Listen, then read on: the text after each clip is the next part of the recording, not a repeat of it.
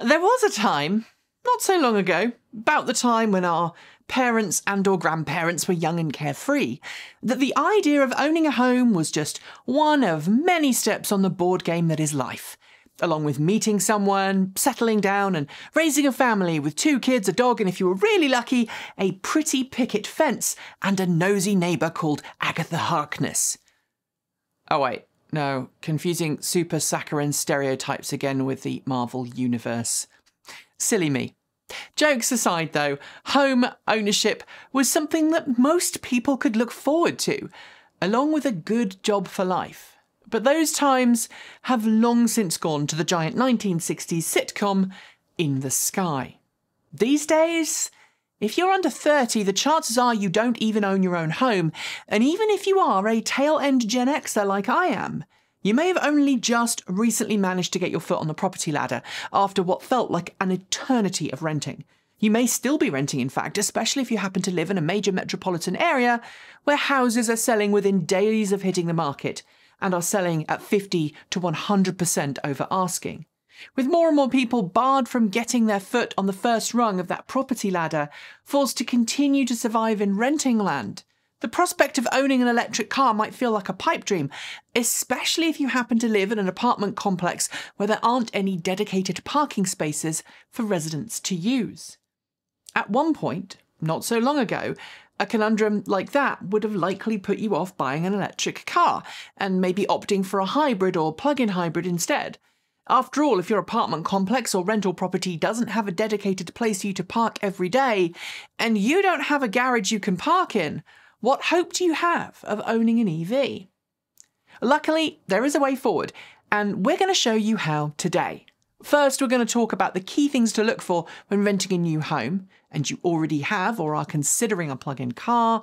And then I'm going to talk about some of the options available to you if you already rent a property and are considering buying an EV. But first, some background. I do happen to own my own home these days, but I've rented plenty of houses and apartments in my time. My last rental, a townhouse in Hillsboro, Oregon, had a built-in garage that I could make use of, making it possible for me to charge not 1, but 2 electric cars with relative ease. But I'm not the only one on the team like that. Kate and her partner rented a small single-room flat for several years after emigrating to the US while they were working on rebuilding their home. Erin has literally just moved to her second rented house after graduating from university and now owns a plug-in car. And when Winter and his partner move out west this summer with their 2 electric cars, they're going from their current East Coast rental property to another rental property a little closer to the rest of us here. TLDR, between us, we've had a lot of different plug-in cars, and we've rented a lot of different houses, apartments, and townhouses, all while owning those cars. So today, I'm going to go through some important things to remember when you own a plug-in car, but also happen to rent. Let's deal with those of you who are looking to move to a brand new rental property and want to either bring an electric car along or buy one after moving in. In this instance, things are most certainly on your side. If you're currently looking to move to a new rental property, I am sure you know the phrase, location, location, location. It's a bit cliched, I know, but I kid you not, finding the right property to rent is one half of the struggle. And for plug-in car owners, it's not location, location, location, but rather facilities, facilities, facilities. If you're looking to rent from a large rental company that operates a massive portfolio of different properties to line the pockets of their wealthy overlords, I am sure that you've spent plenty of time looking at glossy online brochures that eagerly talk about the pool, the 24-hour fitness spa, and show you countless photographs of happy residents in a pre-COVID world having a mass barbecue on a lazy Saturday afternoon. But does the company detail what its parking spaces are like? Or if there's a garage you can rent? These are questions you are going to want to know the answer to, and when looking at places to rent, ask to see any detached garage spaces on offer. Some rental companies offer garages to park cars and store things in, but they might not actually have power.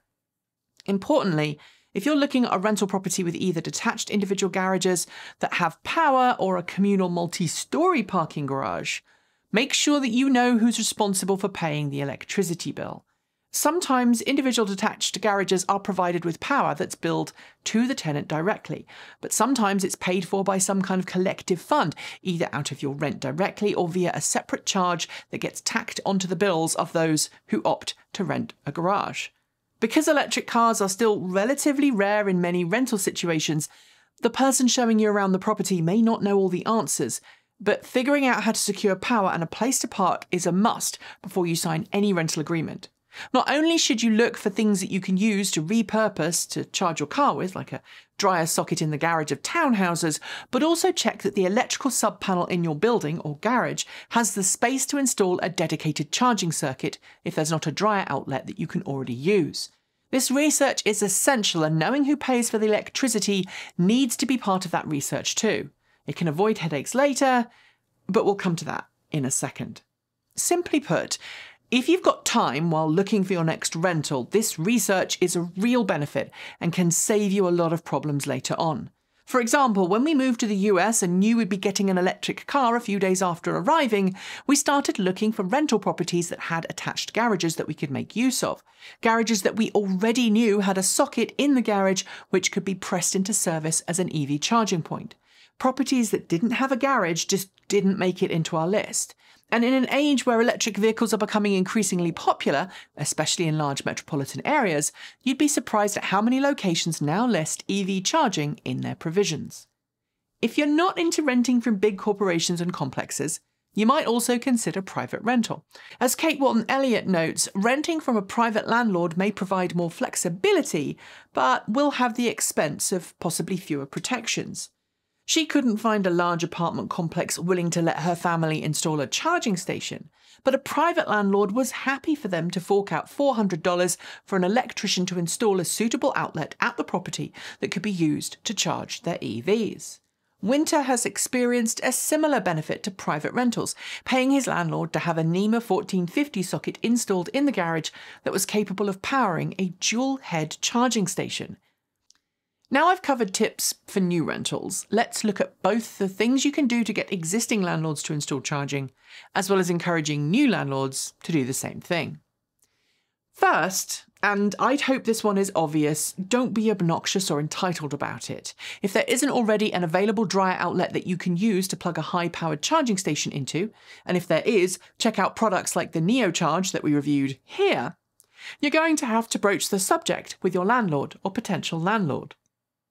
Ask if they'd be willing to help you install a socket for the charging station in your unit, and of course, offer to pay for it. Unless you've got the idea of hanging around for a long time, it's always better to have a NEMA 1450 or equivalent outlet installed on a dedicated 50-amp circuit than to have a hardwired charging station installed, at least if local laws allow. This is because if you move homes, you can take your charging station with you, and the landlord gets to keep the socket. And having a dedicated 50-amp socket in a garage is a real selling point for landlords. If your landlord isn't convinced, explain that having the socket will mean that people with or considering a plug-in car are more likely to pick that location to rent if they know that charging is going to be easy and already in provision for. Additionally, that socket can be used for other non-electric car purposes too, like operating certain shop tools or welding equipment. Of course, if you don't have access to an attached garage at your rental, then you're going to have to do some extra work. The first step is always to check to see if your landlord will allow you to install a charging station adjacent to a parking space you can use. Again, if it's a space you're renting as your own personal space, like a detached garage, offer to pay for it. If it's in a communal space, then you have to take a slightly different approach. At this point, it's well worth doing some research before having that conversation to see if your local utility company, municipality, or state offers incentives to help commercial entities like large apartment complexes install charging stations. Having this knowledge on hand might help your landlord make a decision that is going to benefit you, especially if the cost of installing a charging station is more expensive than it would be if you were simply installing a single unit. They might be able to offset a lot of those costs. Which brings me to so-called Karens. I absolutely hate that name because I actually have a sister who is called Karen and she is lovely. But essentially, beware the Residents Association. We've heard all kinds of horror stories about people who've been denied a recharging opportunity because of some nonsense from some busybody who thought that they were going to have to pay thousands of dollars for electrical costs if a charging station went in. At this point, facts are your best bet. Point out the capacity of your car's battery pack and offer to have the connection metered if people are really worried about bills being really high.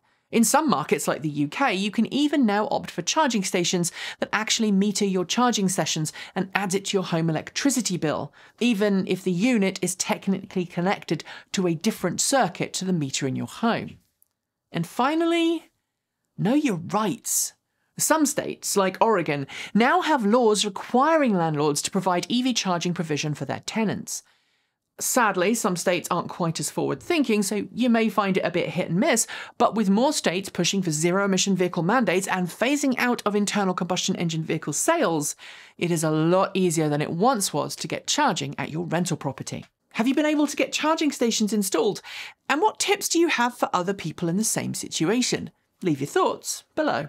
And that's it for today. As always, thanks to the folks on my right for being our $15 to $49 a month Patreon supporters. Special thanks to our $50 a month patrons. That's Anonymous Freak, Regine Fellows, Gordon C, Paul Conway, Laura Sanborn, Anthony Coates, Denny Hyde, Sean Ueda, and Tazza in the Gong. And our deepest gratitude to our $100 a month Patreon supporters, John Lyons, Marcel Ward, Reggie Watts, JP Fagerback, Will Graylin, and Ian. If you'd like to join the ranks of wonderful supporters, you'll find links below to Patreon, Bitcoin, and Ko-fi. You can chat with the team and TE fans over at Discord, and if you'd like to buy some TE swag, just point yourself over to our Redbubble store. Don't forget too that we've now got a brand new channel called Transport Evolved Shorts. We'll link to it below and you should totally hit subscribe and smash that bell right down there, as well as do the exact same for Transport Evolved Take 2 and Transport Evolved Shorts. Help us grow the other channels and that will mean that we can make more awesome content and do more awesome things, like the Volkswagen ID4 review that we are finishing right now. Thanks for joining me, and as always, keep evolving.